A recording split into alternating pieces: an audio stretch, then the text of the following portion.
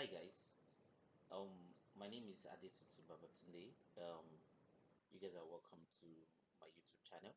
The YouTube tab is called UK Mentorship, and so basically what we do is that we give free advice and support to people who are wanting to either come to the UK or those who are residing in the UK on how to be able to take advantage of all the opportunities in the UK. So recently I opened myself and my family were able to buy a property, a house in the UK, and we've not spent up to 2 years in the UK.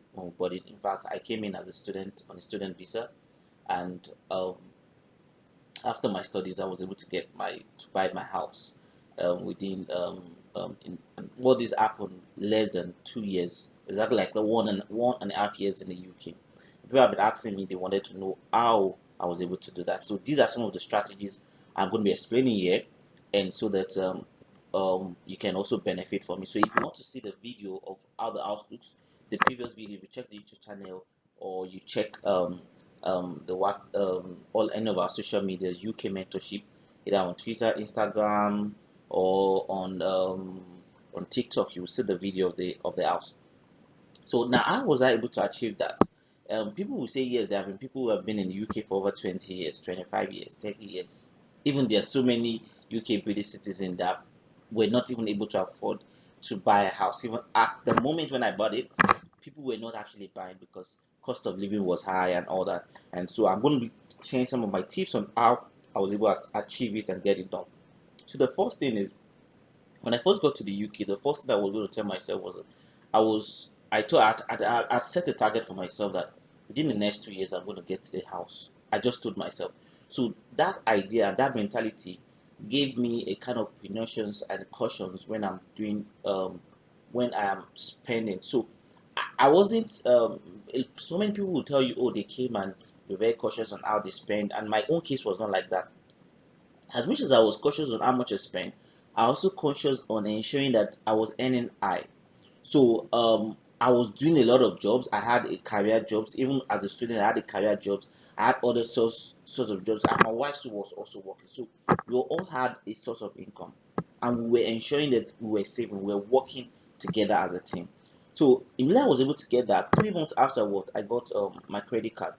Now, a lot of people usually want away from credit card, and their fear was that, oh, if I have credit card, um, I would be able to spend anyhow. As much as that is also a point, you need to also look at the other positive part, because you see, when you want to get a house, they want to first of all check. The lender would always want to check, or the lender would always want to check. The mortgage lender would always want to check. Do you have a good lending strength? That means, if they lend you money, can you pay back? So by having a credit card gives you that, because the way credit card works is that you have a certain amount of money in your account and you're spending it and you're expected to pay by the end of the month. So what we do is that I got a credit card immediately after 3 months. I got a credit card for myself and my wife, and we were always using the credit card and we were always ensuring. So we want a full direct debit card.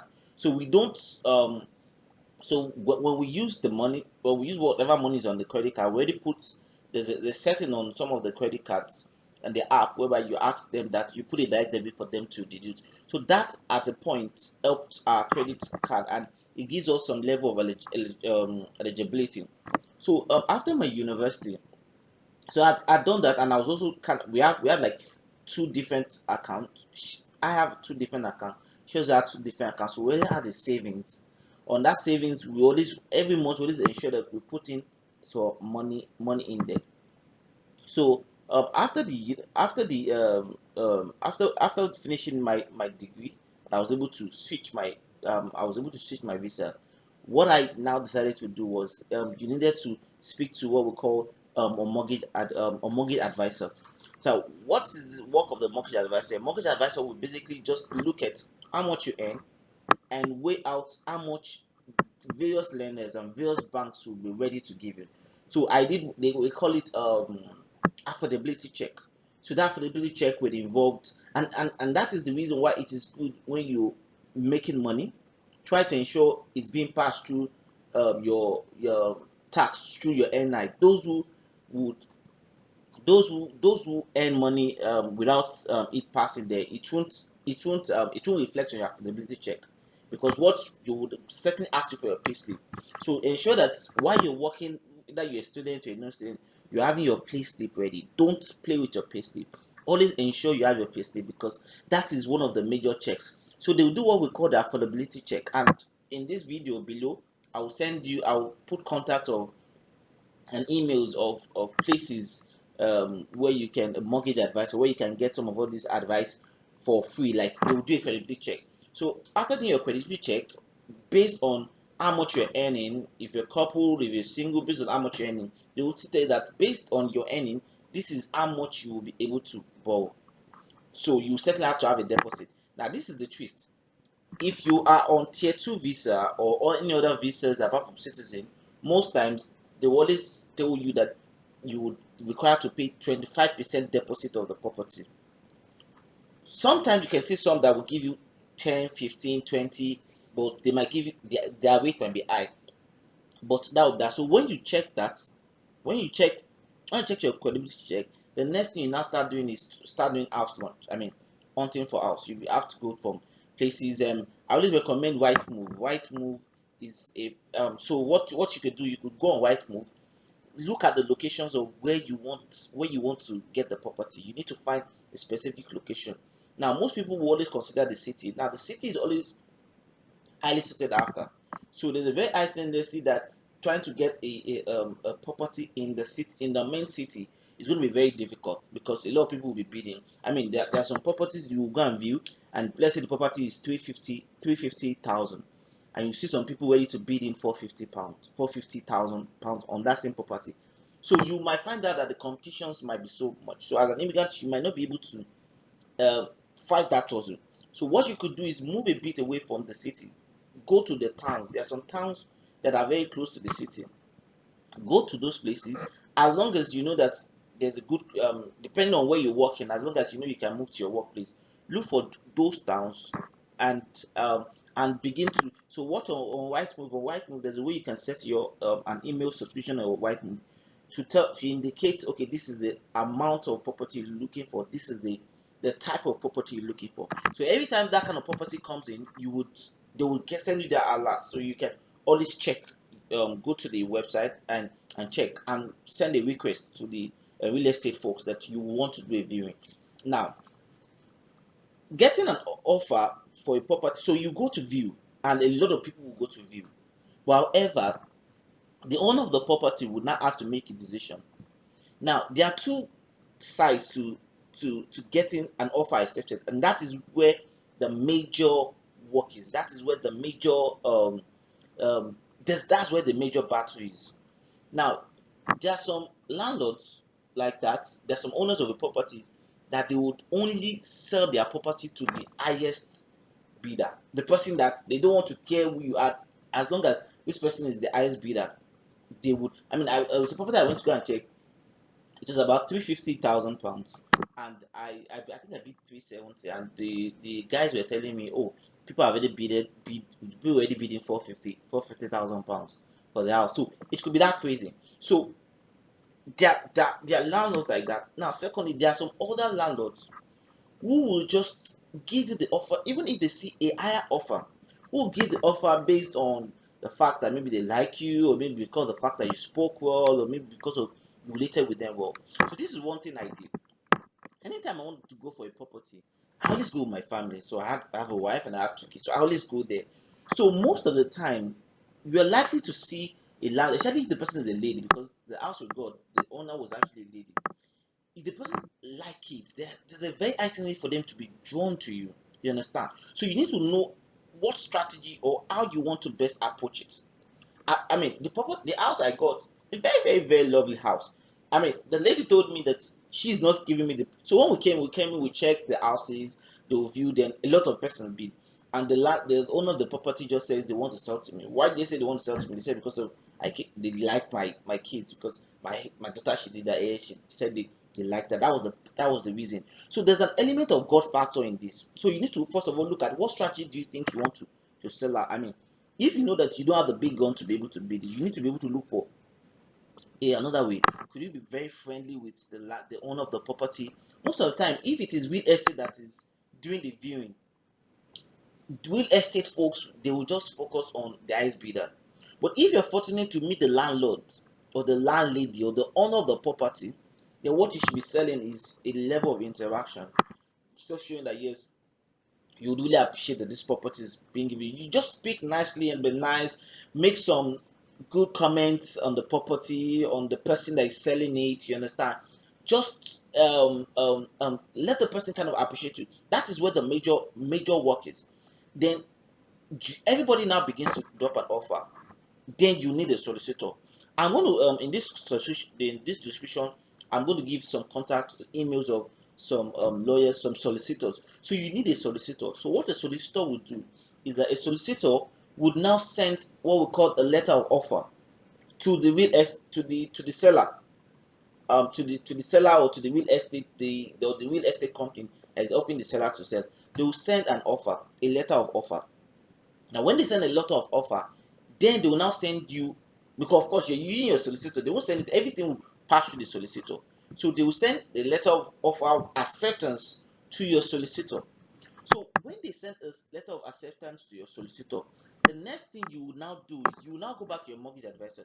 Don't forget your mortgage advisor had initially told you that your mortgage advisor had initially told you your affordability. Now they will, when you now get a letter of offer, they will now begin to look out, because the mortgage advisor that I have, they have over 100 lenders. So they have their system, and I'm going to share that the link, the contact of those mortgage advisors to you guys. As long as you tell them you're from Emmanuel or you're from UK Mentorship, they will certainly give you very good attention. So there's come through based on your earning, those come through so many mortgage lenders, and they will now they will look at based on how much you want to earn, your deposit. They will put it on the screen. They have their software, so they would go through various portals and look for which lender is going to lend you the money. Now, so when you meet the of course you, because for myself I had about like 10 banks were already calling me, because they said yes, I had a very good credit. Yes, I will get to that. I had good credit score, and due to some things, I got a lot of offers from different lenders. Some will give you maybe a certain percentage. Some will say okay, yes, they can accept a certain percentage. Now, so at that point of, because that is where they will want to do what they call they'll do what they call, they'll first of all do a soft check, but at when they want to find out your affordability check in the first instance. Now, this second instance is where they do what we call the soft check on your credit score and your hard check. Now, these are the things you need to note. If you're in the UK, or you have been in the UK, or you're about to get to the UK, for no reason should you sign a contract with any agency, and for at the end of before the end of the contract, you stop. Let's imagine that you bought a phone, or you bought a SIM card on contract that's signed, and you already requested that a direct debit to be taken from your account every month, and it happens that they go to your account, they don't see any money there, or they also message you, you didn't reply. It will affect your credit score. It will show that you don't have a good you are not a good lender. That is just as exactly as it is. It's better for you not to even get into any contract than for you to get into a contract. Just that when you get into a contract, or you have a credit card and you're servicing it, you have more chances. You understand? But if you have an option of not getting it at all, just don't get it, than for you to get it and not pay. So you should try as much as possible to ensure that, yeah, because those are, so when they did my own credit check, they did my wife's credit check, they found that it was excellent. Like, we were not having any issues in paying and deposit, and they could see the funds in the account, that yes, we had good saving culture, because I was actually, we had two accounts. We had one was savings one. Then the second thing you also need to do be checking is, they will be trying to check to ensure that there is no foreign money coming into your account. So if you're the kind of person that money is, there's always a cash flow more coming from outside the country into your account, you need to, is either you get a separate account for that, because if you put that, they will need to ask, they will need to verify, oh, £300 got into your account, it wasn't coming from your salary, it was coming from some you need to explain that. So if you're having a recurrent of that, that would give you you get to have an issue. So I would advise you, if you're going to be having money, a kind of cash flow, maybe someone is sending you money and it's going to be concurrently on that basis. Never don't have it on your salary account. Have it on another account, another account. You understand? So that is that. So you get to that point, and most of the time people think that getting a mortgage is to be kind of, it will take a long time for the bank to accept. Most banks 3 days, 1 month, 3 days, 1 month, 1 month, 3 days, 7 days, you have gotten your approved letter. Then that's immediately you've gotten a bank who has wanted, and you have accepted their offer. Then you just decide to click a sign date with it. So one of the things is, I always tell people, don't be afraid, don't be shy, don't feel. I mean, when people have told us that, oh yes, they've been in UK for 20 years and it's not been achievable, you need, if you don't, even when we try, I mean, even to the last day of we moving to the house, it will still look like a magic that, is it impossible? But we told ourselves we were going to give ourselves, we'll just give it a shot, we were not going to give up. I remember even when there was a period we were having this kind of challenge. People started from the seller because there were some documents that they were, but we just kept at it that we're still going to give it our shot. And luckily, the property went out. It was a very nice property. I mean, it was quite spacious, that garden. It was in an hot neighborhood, like a very good neighborhood. You understand? I have a lot of major facilities. So um I that is it. Don't give up, and that's why I think we have a second group, a UK mentorship second group on Telegram, whereby we are kind of always advising us. So if you need a kind of community where you get motivated, because my goal, I'm trying to see how we can get as much as, like, within this year and next year, get as much as 30 migrants to buy their houses, and it is possible with teamwork, with support from you, from us, and from all those mortgage advisors and the contact of those solicitors that I'll be putting on the description button. I wish you guys all the best. Cheers.